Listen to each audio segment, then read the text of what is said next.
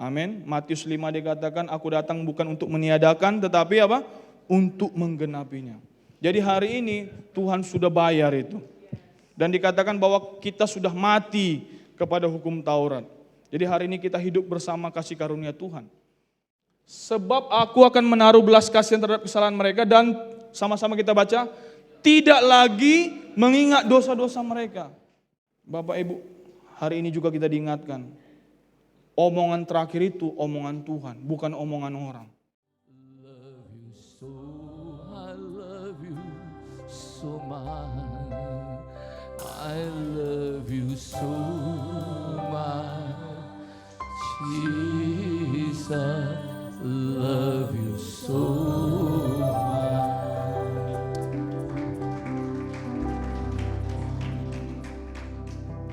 Terima kasih Bapa yang baik. Kami sungguh menikmati hadirat-Mu di tengah-tengah kami Tuhan. Kami sungguh merasakan Engkau mengasihi kami Tuhan. Engkau tidak melihat latar belakang kami, Engkau tidak melihat kegagalan kami, tetapi Engkau melihat kami sebagai anak-anak yang Engkau kasih. Terima kasih Bapa, dan kalau sebentar kami rindu mendengar firman-Mu, biarlah Tuhan firman-Mu juga Tuhan yang meneguhkan kami lagi Tuhan, bahwa bukan kami yang hebat, bukan kami yang mampu, tetapi Tuhan saja yang dahsyat. Makasih Bapa, kami serahkan waktu ini ke dalam tangan Tuhan. Kami berdoa hanya di dalam nama Tuhan Yesus. Setiap kita yang siap mendengarkan firman Tuhan, sama-sama kita katakan amin. Silakan duduk.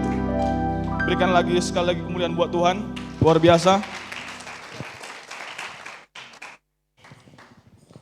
Terima kasih buat tim Praise and Worship.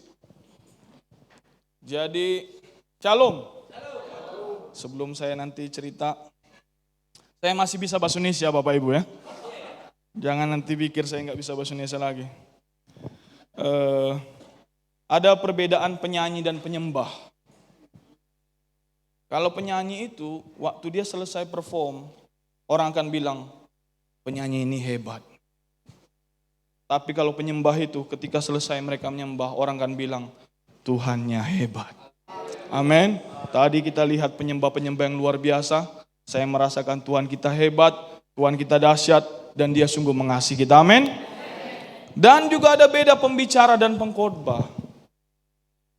Pembicara, selesai dia ngomong, orang akan bilang, oh dia pembicara yang hebat. Tapi kalau pengkhotbah, harusnya waktu dia turun, orang bilang, Tuhan kita hebat. Jadi panggung kita ini, kita selalu siapkan untuk menceritakan kehebatan Tuhan. Menceritakan betapa baiknya Tuhan. Amin. Jadi kalau kita cerita tentang kehebatan, kebaikan Tuhan, sedikit kesaksian perjalanan ya ke Amerika 2,5 bulan. Jadi kalau kata Pak Jo sudah beberapa hari sebelum saya pulang, Pak Nando tinggal berapa hari lagi Pak Nando pulang? Saya bilang tergantung sudut pandang Pak. Kalau Bapak tanya dari sudut pandang istri saya, dia akan bilang masih berapa hari lagi? Karena semakin ditunggu biasanya semakin lama. Ya nggak tahu, Bu Deborah juga pasti waktu Pak Timanta mau pulang makin lama, makin sebentar makin ditunggu. Kurang cepat rasanya. Saya bilang kalau sudut pandangnya istri saya Pak, kurang cepat ini, kalau bisa tukar tiketnya Pak. Ya tapi ya kalau sudut pandang yang lain ya bisa juga sebentar lagi gitu. Karena kami di sana makan terus, saya naik 6 kilo. Jadi yang kurus-kurus berangkatlah ke Amerika. Nah, makanya sampai sini saya diet.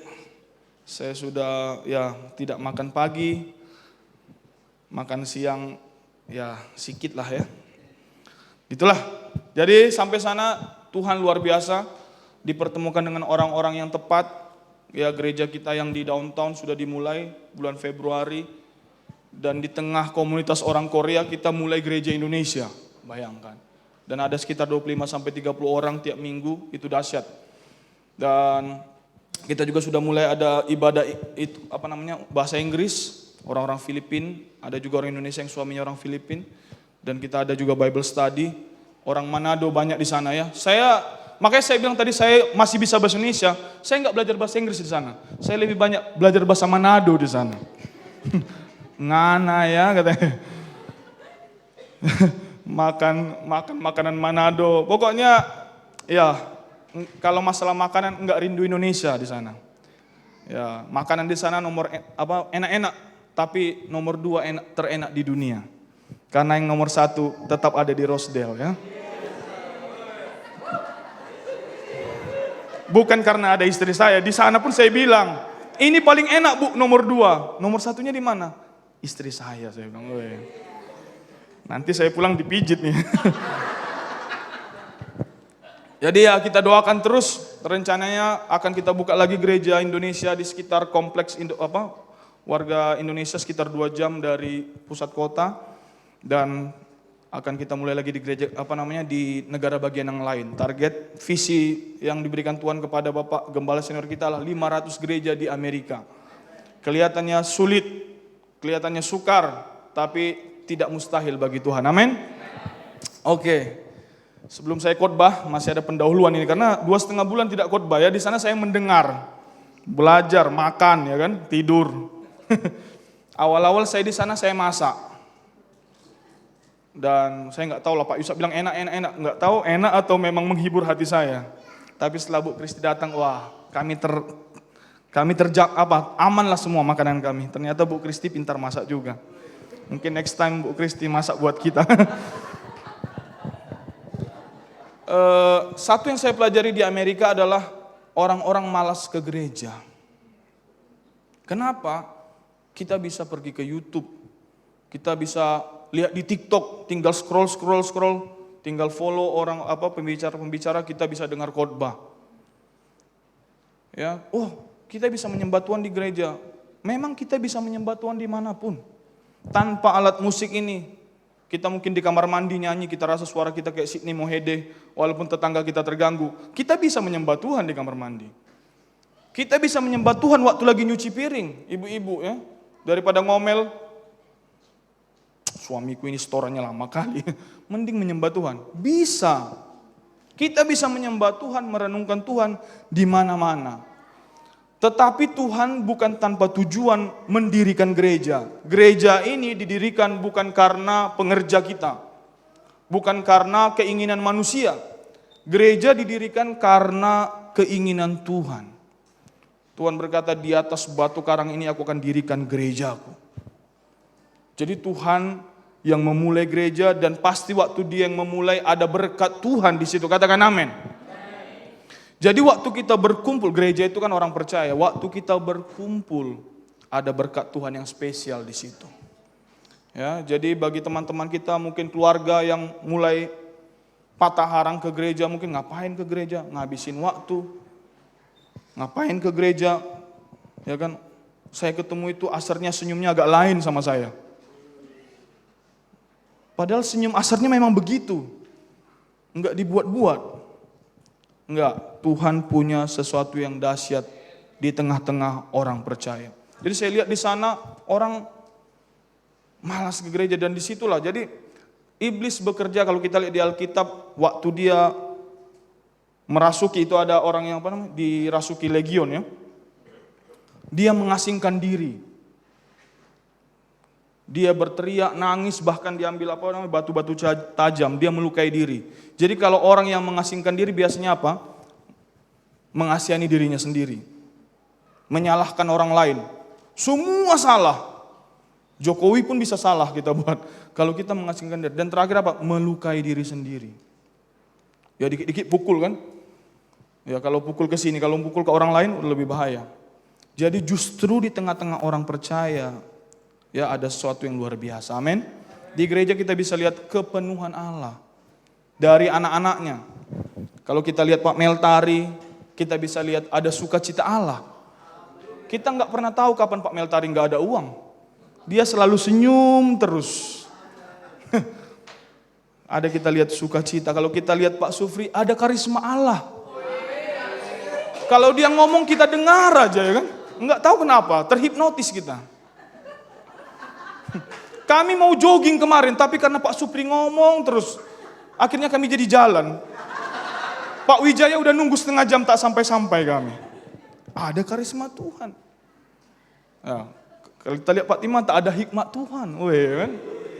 Jadi kalau semua yang ada masalah datang sama Pak Timanta. Dikasih solusi. Kalau kita lihat Pak Wi ada kerendah hatian. Weh. Saya kadang-kadang sungkan kalau salaman Pak Wi langsung nunduk. Takutnya nanti semua habis ini jemaat nunduk semua. Tapi jangan salah, Miss Putri pun rendah hati. Walaupun dia selalu makin naik, tapi tetap rendah hati. Hanya alis matanya aja yang sombong. Alis matanya terus menengadah ke langit.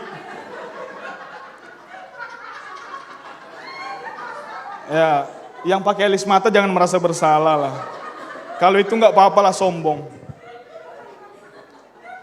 Jadi ketika kita memutuskan kita bersama-sama dalam komunitas, kita bisa saling menguatkan. Jadi ketika kita lihat ada kepenuhan Allah itu di setiap orang-orang yang kita kenal di gereja ini, ada saudara di sini, ya kan bisa saling menguatkan, saling mendoakan. Tidak ada manusia yang tak punya masalah, Bapak Ibu. Jangan pikir cuma Bapak Ibu sendiri yang punya masalah.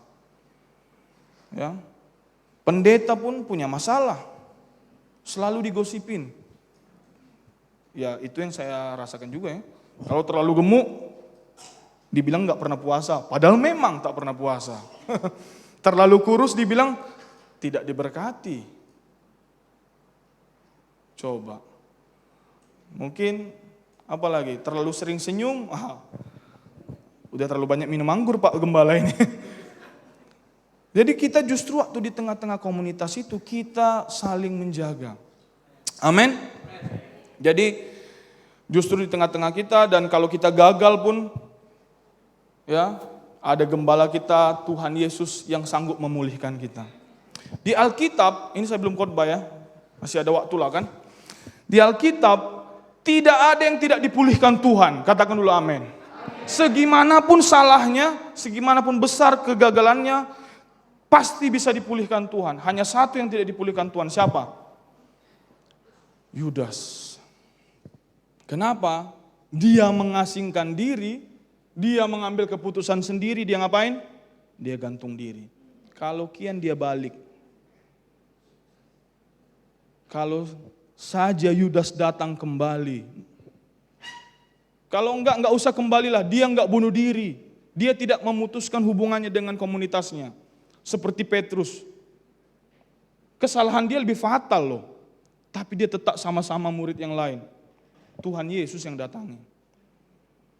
Hari ini firman Tuhan, janganlah jauhi persekutuan-persekutuan. Amin.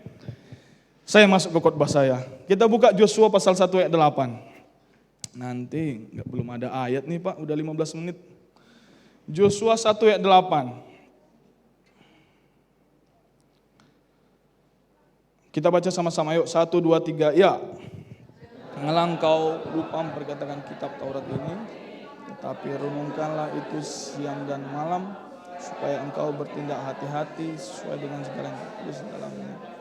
Sebab dengan demikian perjalananmu akan berhasil dan engkau akan beruntung. Oke, saya mau hari ini singkat aja bagaimana kita bisa melihat Tuhan Yesus dalam seluruh kitab suci kita. Dari kitab Kejadian sampai Wahyu, semuanya itu sebenarnya bicara tentang Yesus. Tinggal sudut kita melihatnya saja. Dan kita juga akan ada nanti, saya akan diskusi dengan pengerja, kita akan ada juga semacam Bible study, menyingkapkan Yesus dari 66 kitab ya di dalam Alkitab kita. Kita akan bisa melihat dan bisa mengaplikasikan dalam kehidupan sehari-hari kita. Kalau kita lihat di sini, janganlah engkau lupa, ini firman ini diberikan kepada Yosua, dikatakan jangan engkau lupa memperkatakan kitab Taurat ini. Orang bilang, berarti masih ada hukum Taurat Pak sekarang. Ya, hukum Taurat sudah digenapi. Amin. Matius 5 dikatakan, aku datang bukan untuk meniadakan, tetapi apa? Untuk menggenapinya. Jadi hari ini Tuhan sudah bayar itu. Dan dikatakan bahwa kita sudah mati kepada hukum Taurat. Jadi hari ini kita hidup bersama kasih karunia Tuhan. Ya.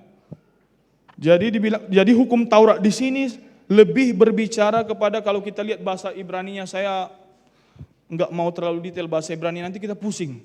Saya bahasa Indonesia aja saudara udah pusing. Apalagi saya bahasa Ibrani, bisa rontok rambut saudara. Jadi bahasa Ibraninya, ya kitab Taurat ini, ya arti lainnya adalah merenungkan, memperkatakan tentang Dia, tentang Tuhan. Yang kita renungkan siang dan malam itu adalah tentang Tuhan. Jadi hari ini, waktu kita sedang ngapain pun, waktu dikatakan janganlah engkau lupa memperkatakan kitab Tuhan, tetapi renungkanlah itu siang dan malam. Waktu kita mengerjakan kegiatan kita sehari-hari, yang perlu kita renungkan adalah tentang Tuhan. Kadang, saya nggak tahu pengalaman saudara, saya dulu bapak, kalau kita bicara Tuhan kan kita selalu gambarannya adalah Bapa di sorga. Bapak saya dulu kejam. Kalau saya berbuat baik dapat ranking, ya kan, bagus, dipuji guru, jarang dibilang bagus nakku. Tapi kalau saya melakukan kesalahan, mungkin bolos, mungkin ya curi uang, ya kan. Biasanya orang tua ada tempat sembunyikan uang, saya curi gitu. Wah, itu baru sapu lidi yang datang. Jadi saya bayangkan dibilang Bapak di sorga, berarti kerjaan Tuhan itu nunggu-nunggu kita salah dan siap-siap pukul kita. Nah hari ini Tuhan bukan begitu. Karena Yesus sudah membayar semua di kayu salib. Ini satu ayat yang kita perlu juga renungkan sama-sama. Ibrani 8 ayat 12. Coba kita lihat sama-sama. Ini ayat sering juga ini khotbahkan Pak Rista, ya kan? Pendeta Rista. Ibrani 8 ayat 12. Sebab aku akan menaruh belas kasihan terhadap kesalahan mereka dan sama-sama kita baca, tidak lagi mengingat dosa-dosa mereka. Ada istilah bilang, aku mengampuni engkau, tapi perbuatanmu itu aku selalu ingat. Jangan coba-coba lagi, sekali kau ampuni, 2 kali kau maafkan, 3 kali masih maklumi. Jangan coba sampai ke 4 kali. Kusikat kau, kan gitu. Ya, kata Pak Wi orang Batak, minta tolong pun ngegas. Tapi Tuhan bilang enggak gitu. Bukan cuma dimaafkan loh. Dikatakan, aku akan menaruh belas kasihan terhadap kesalahan mereka dan tidak lagi mengingat dosa-dosa mereka. Jadi kalau hari ini Tuhan, kalau kita tanya, Tuhan apa kesalahanku 1 tahun yang lalu? Tuhan bilang apa? Aku lupa. Mungkin tadi pagi kita di jalan udah marah-marah, mungkin mau nyenggol orang. Tuhan udah lupa itu. Dia sudah buat dia jadi pelupa atas dosa kita. Jadi kalau hari ini kita datang sama Tuhan, Tuhan, ampuni aku akan dosaku. Udah salah doa kita. Karena dia tidak ingat lagi. Dia bilang, apa yang harus kuampuni? Hari ini yang harusnya kita ucapkan adalah mengucap syukur. Karena dia tidak lagi mengingat dosa kita. Dan waktu kita merasa, ya waktu kita tahu kita sudah diampuni, kita berani datang. Saya ingat dulu kalau dipanggil guru BP di sekolah. Dipanggil kawan, Nando dipanggil kau ke ruang BP, udah bahaya ini. Udah ketakutan. Saya dulu pernah, saya dulu bandel ya, mungkin saudara baik-baik semua, saya dulu bandel. Jadi di sekolah saya ambil bendera merah putih, saya panggil semua teman saya mengibarkan bendera merah putih di atas lantai 3. Jadi semua sekolah heboh melihat kami mengibarkan bendera. Jadi setelah selesai kami berulah, dipanggillah saya, Nando kau dipanggil ke ruang BP. Itu deg-degannya minta ampun. Habislah ini, udah dikasih tahu lah sama orang tua saya ini. Nah kita waktu mau berjumpa dengan Tuhan juga kadang-kadang kita berpikir begitu. Gimana? Kayak mau ke gereja, mau komsel, aku masih berdosa, nggak layak aku ini. Firman Tuhan hari ini ingatkan kita apa? Dia tidak mengingat dosa saudara lagi. Jadi marilah kita datang dengan penuh keberanian kepadanya. Karena kita tahu tahtanya lah tahta kasih karunia. Amin. Dan bahasa lain selanjutnya dikatakan ini, di Joshua pasal 1 ayat 8 itu dikatakan hukum Taurat itu the revelation given to Moses. Pewahyuan yang diberikan kepada Musa. Waktu dia 40 hari di atas gunung, Tuhan gak hanya bicara tentang hukum Taurat, tetapi banyak hal. Sebenarnya dikatakan sebelum diberikan hukum Taurat, Tuhan bilang apa? Aku mau bangsa ini menjadi bangsa kepunyaanku. Aku mau memberkati mereka. Sebenarnya waktu 40 hari itu Tuhan lebih banyak ngomong tentang dia mau memberkati mereka. Tuhan mau ngomong ya wajah dengan mereka. Tapi orang Israel yang gak mau. Kau ajalah Musa. Apapun kata Tuhan, kami siap kerjakan. Kalau pengusaha paham ini. Kalau saudara mau tanda tangan, ya mungkin yang kerja juga lah mau bekerja, kita kan ada tanda tangan kontrak. Pasti kita baca dulu kontrak itu. Apanya isi kontraknya? Oke, kalau sebulan gaji contohnya 8 juta. Oke, saya deal. Kerjaan dari jam 8 sampai jam 4 tanda tangan. Tapi orang Israel sombong sekali pada saat itu. Omong aja Tuhan, kami siap kerjakan. Ya. Makanya Tuhan kasihlah hukum Taurat. Jadi bukan keinginan Tuhan memberikan hukum Taurat, kemauan manusia. Tapi, itu tadi, jadi pewahyuan yang diterima Musa. Kalau kita lompat lagi ke perjanjian baru, kita buka Lukas pasal 24. Kita agak lompat-lompat ya. Saya mau kita belajar melihat Yesus di dalam Alkitab, mau perjanjian lama, perjanjian baru. Lukas pasal 24 ayat 27.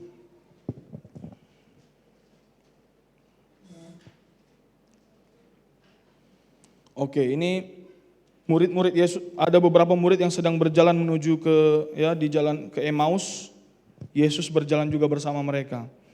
Lalu ia menjelaskan kepada mereka apa yang tertulis tentang dia dalam apa? Seluruh kitab suci, mulai dari kitab-kitab Musa, berarti 5 kitab Musa kan?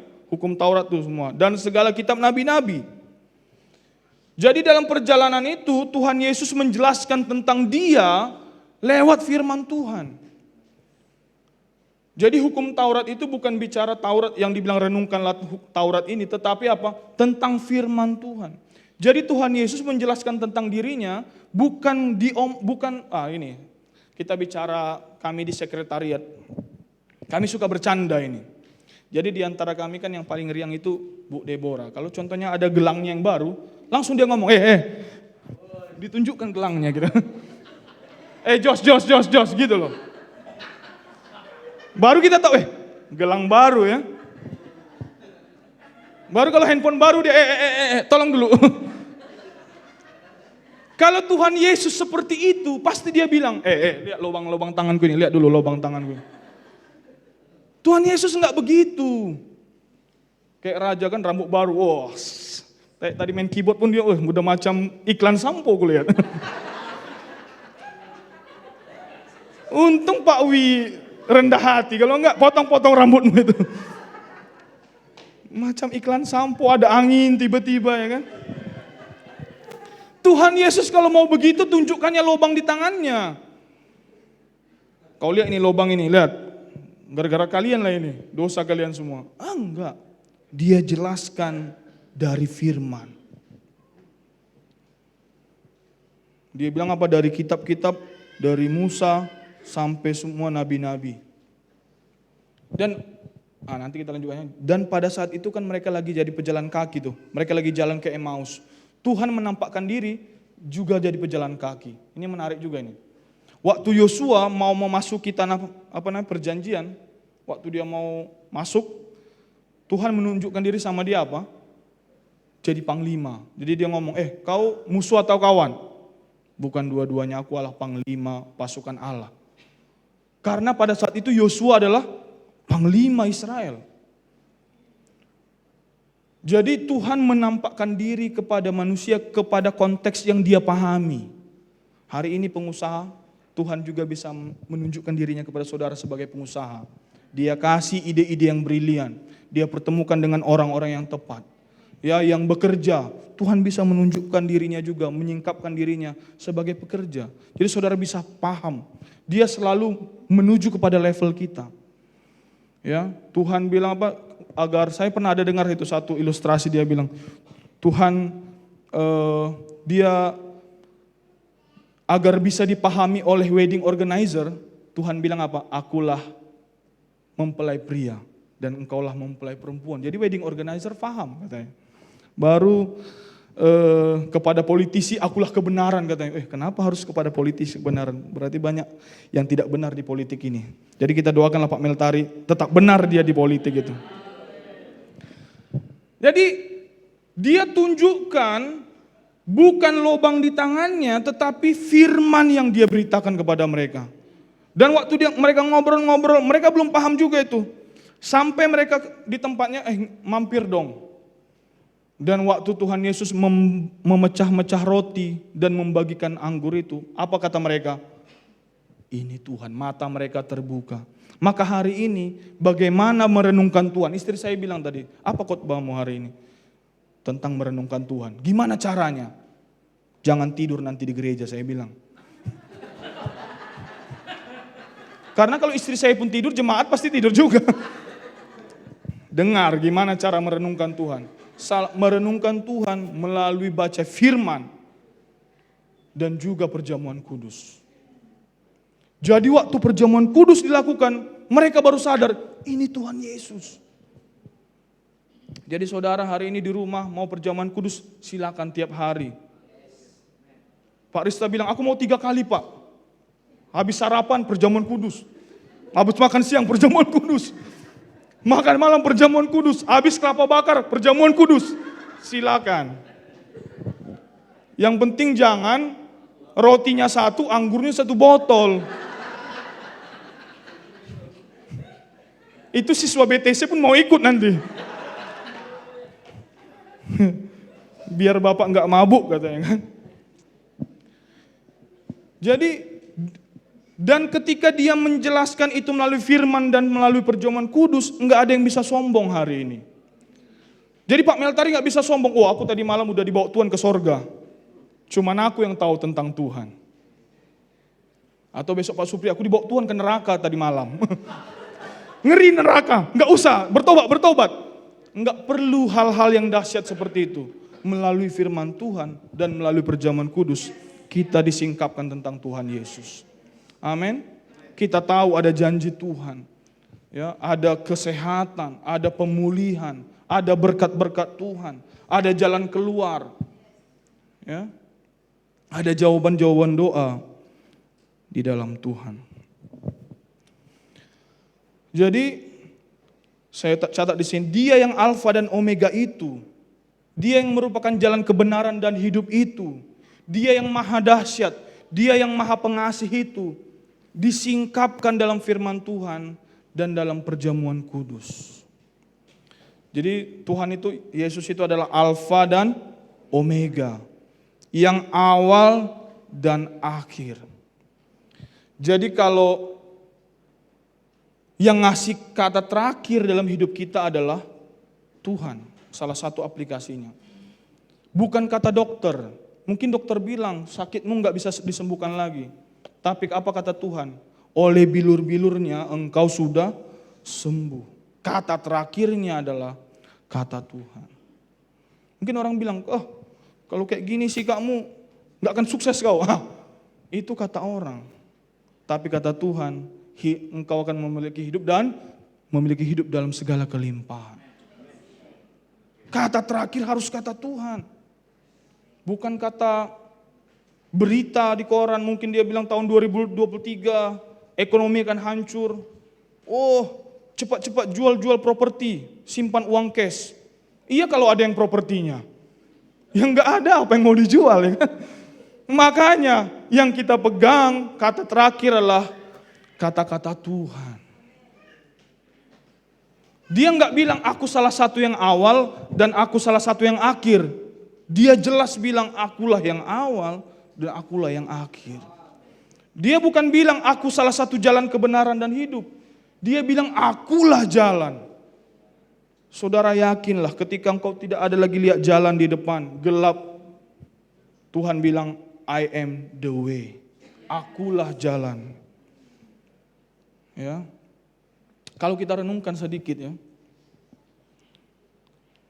Daniel pada saat itu waktu dia masuk ke lubang singa, pasti orang pun berpikir kok Tuhan tidak tolong dia.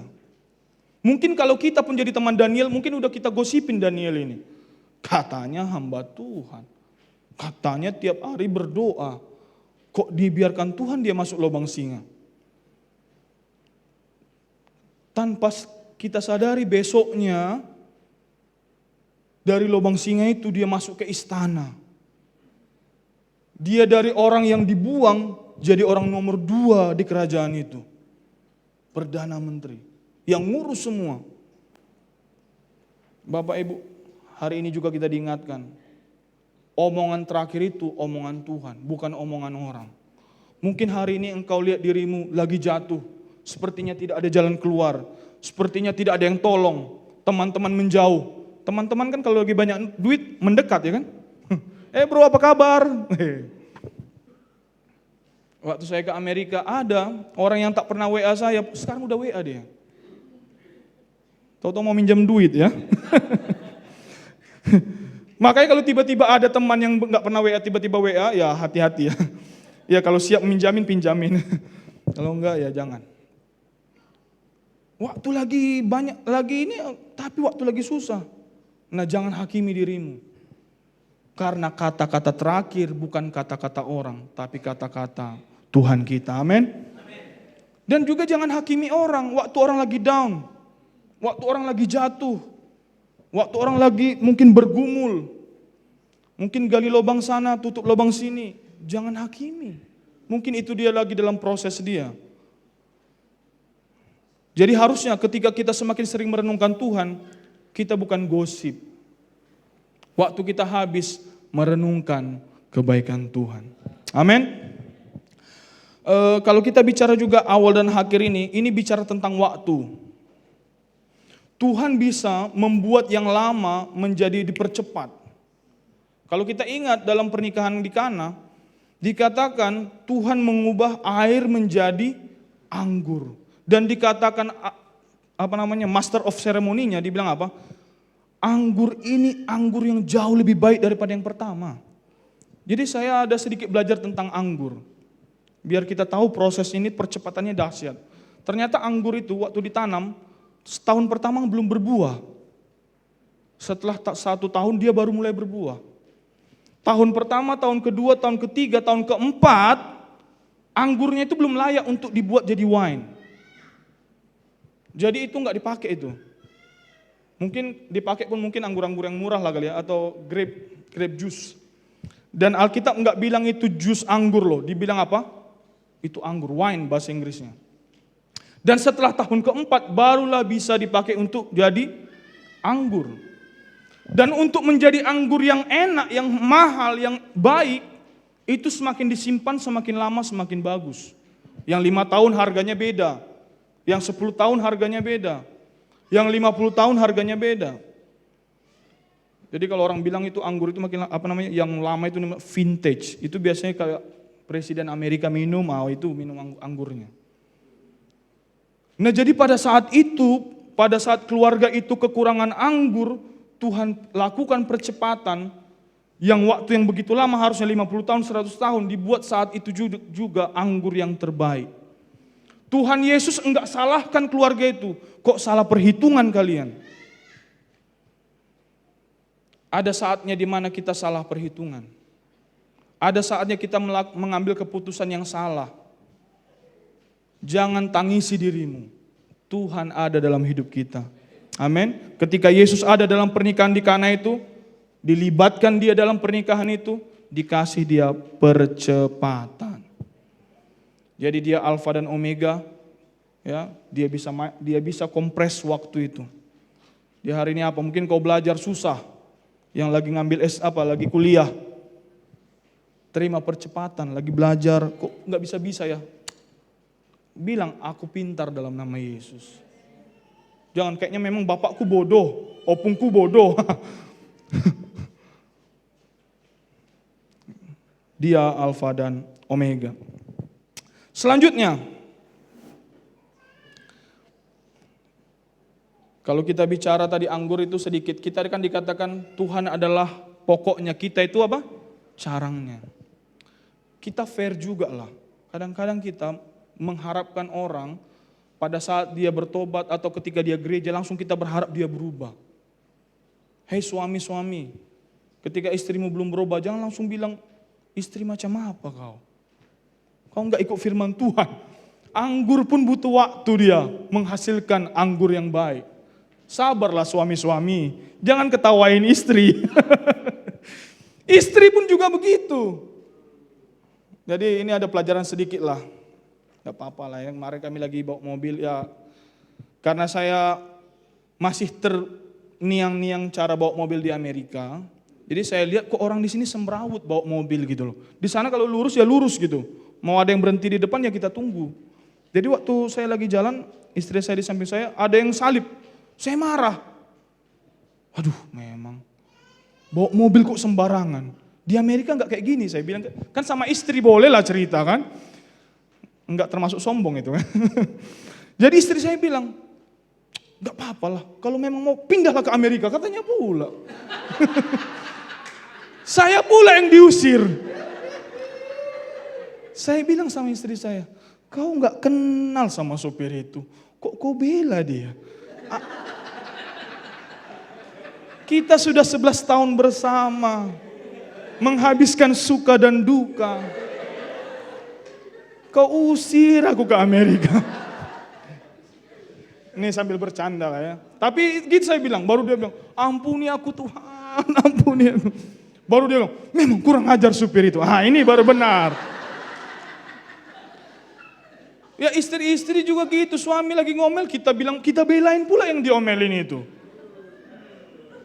Ya lah, dagingnya lagi bekerja, maklumilah. Ya kan? Ya istri kita lagi ngomel, ya dengarkan. Jangan bilang, oh lebih baik tinggal di soto rumah daripada istri yang cerewet. Ya maklumilah. Jadi saya bilang sama istri saya, jadi sekarang kalau asal ada yang aneh-aneh supir, istri saya ngajar itu. Udah langsung gak emosi lagi, saya udah ada yang emosi kan. Jadi istri-istri ya belalah suami saudara, suami-suami juga maklumilah istri saudara. Jangan pula ada supir baru dikenal. Tapi kami jadi bahan bercanda lah itu ya. Oke, terakhir. Ya, terakhir. Jadi waktu kita bisa mampu merenungkan Tuhan, ketika kita bisa menyingkapkan Tuhan dengan gambaran yang benar, hasilnya adalah iman. Jadi kita nggak bisa paksa orang beriman. Yang perlu kita sadarkan dia agar dia bisa melihat Tuhan dari sudut pandang yang benar. Kita buka Markus 5. Markus 5 ayat 27.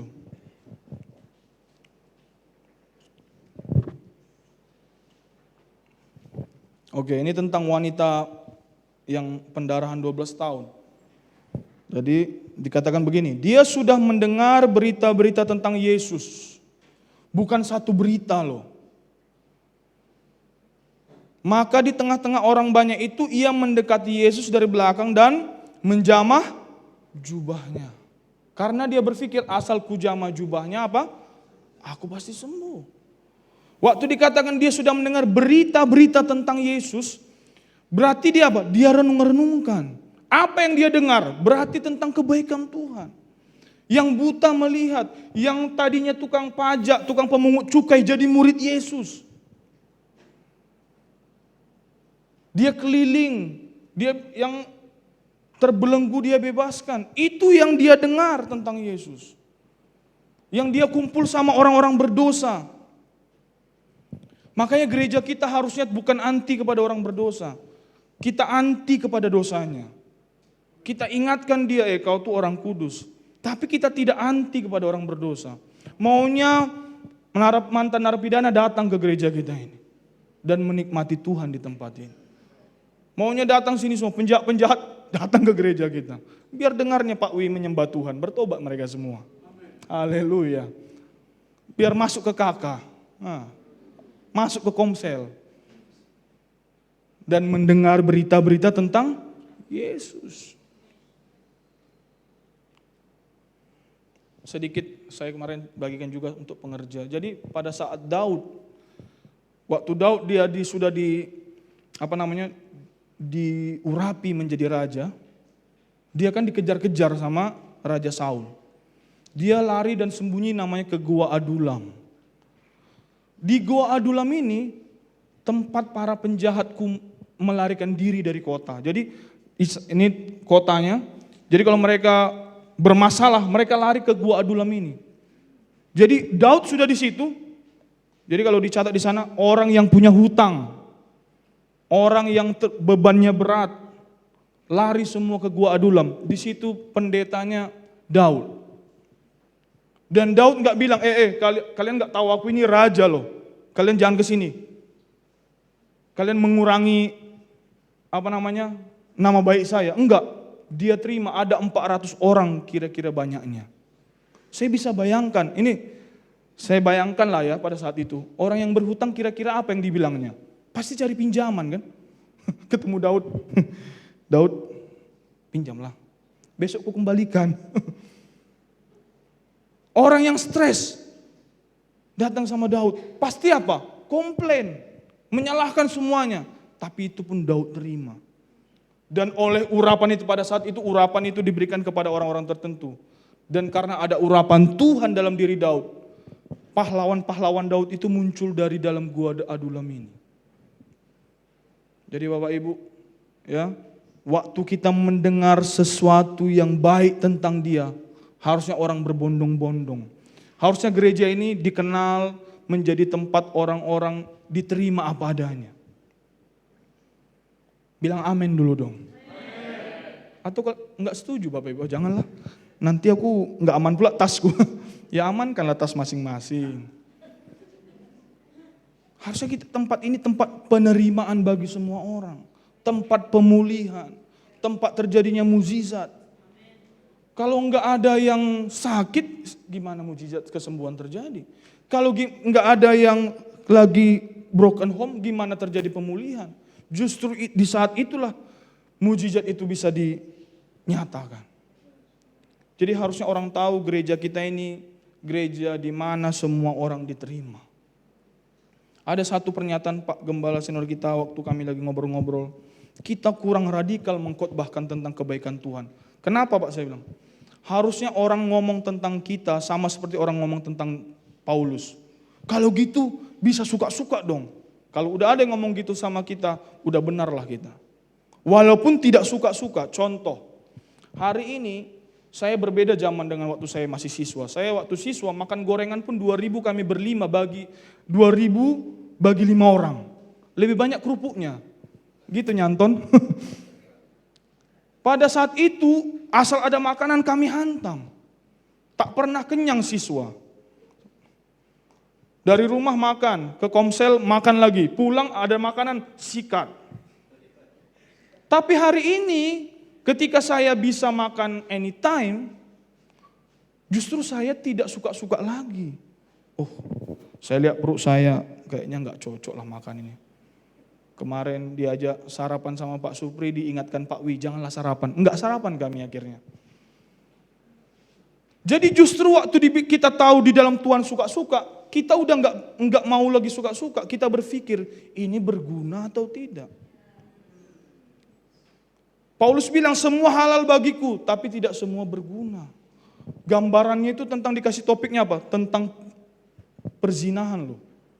Dosa yang paling kelihatan, paling hina lah di mata orang. Dibilang apa? Semua halal.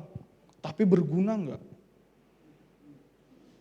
Amin. Gereja kita ini terbuka bagi semua orang. Harus yang didengar tentang Yesus dari gereja ini harusnya membuat orang berani memunculkan iman. Ya. Jadi ketahuilah Tuhan kita itu bukan Tuhan yang mau menghukum saudara. Dia rindu memberkati saudara. Saya kalau selalu dengar ya, Pak Jo cerita, dia punya impian anaknya ke sini, sekarang lagi di Australia. Bayangkan Pak Jo itu manusia loh. Yang punya kelemahan, kekurangan dan segala macam. Apalagi Tuhan. Dia pengen sesuatu yang besar pada anak-anaknya. Dia ingin saudara diberkati, katakan amin. Dia ingin saudara sehat, katakan amin. Dia ingin usaha saudara berhasil, katakan amin. Dia ingin anak-anak saudara itu juga excellent di sekolahnya. Dia ingin di pekerjaan saudara-saudara dapat promosi demi promosi. Agar apa? Nama dia dipermuliakan. Jadi saudara sukses memuliakan nama Tuhan. Jadi jangan bilang, kok aku doa kesuksesan terus ya. Jangan-jangan aku egois. Enggak. Karena kalau saudara sukses, nama Tuhan dipermuliakan.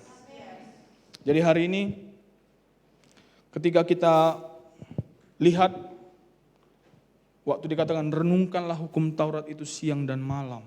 Itu artinya kita merenungkan Tuhan. Saya kembali sedikit sebelum saya akhiri. Dikatakan Alfa dan Omega. Saran saya, marilah kita bisa, saya men-encourage kita semua, memulai hari kita, Alfa dalam hari kita dengan firman Tuhan. Dan mengakhirinya dengan firman Tuhan. Dengan mengucap syukur.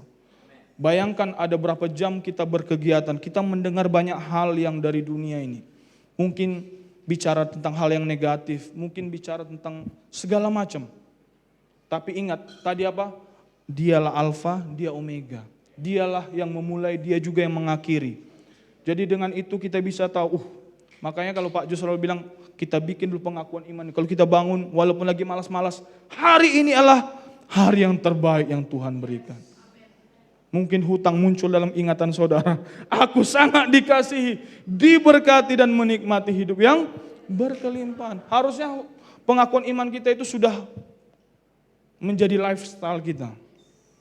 Ya, dan itu semua diambil dari dalam Alkitab. Semua ada ayatnya. Nanti bisa, kalau mau cek nanti kita bisa kirim. Ada ayatnya semua, itu dikompil. Ya dulu Pak Jo dan yang awal-awal pelayanan di sini berdoa bersama, kumpul bikin satu pengakuan iman yang kita bisa omongkan bersama.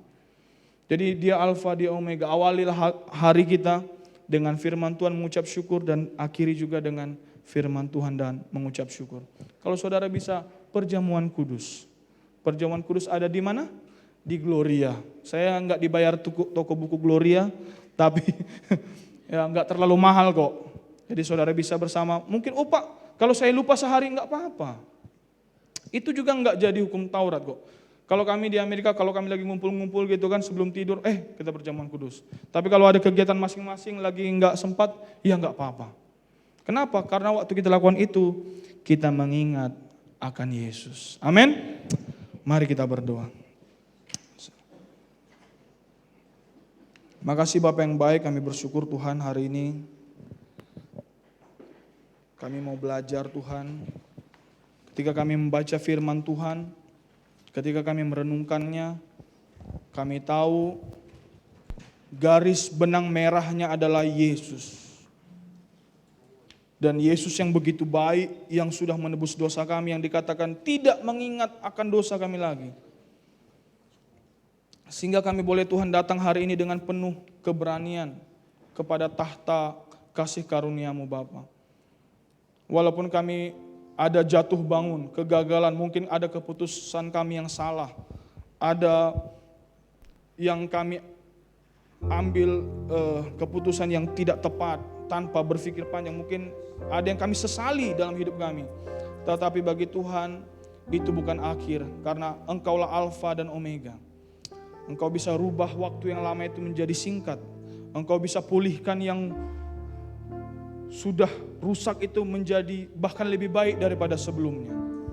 Makasih Bapa, biarlah Tuhan Roh Kudus-Mu terus memampukan kami melihat Yesus, melihat kebaikan seperti wanita pendarahan itu, mendengar kabar tentang Yesus yang memunculkan iman kami, yang mampu berkata ketika kami lemah, aku kuat karena Yesus. Ketika kami sedang sakit, aku sembuh karena Yesus. Ketika kami berbeban berat, aku bersuka cita karena Yesus. Ketika kami lihat mustahil, aku dapat menanggung segala perkara dengan kekuatan yang diberikan Tuhan Yesus. Biarlah Tuhan dalam setiap kegiatan kami, dalam setiap aspek hidup kami tahu dan mengandalkan Engkau saja. Terima kasih Bapa yang baik. Biarlah Tuhan itu terus yang menumbuhkan iman kami, menguatkan iman kami kepada Tuhan.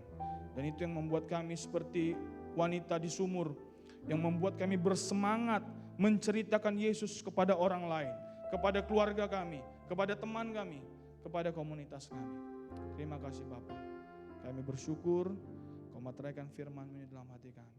Di dalam nama Tuhan Yesus setiap kita yang diberkati, sama-sama kita katakan Amin. amin. Haleluya, kita berikan kemuliaan bagi Tuhan Yesus.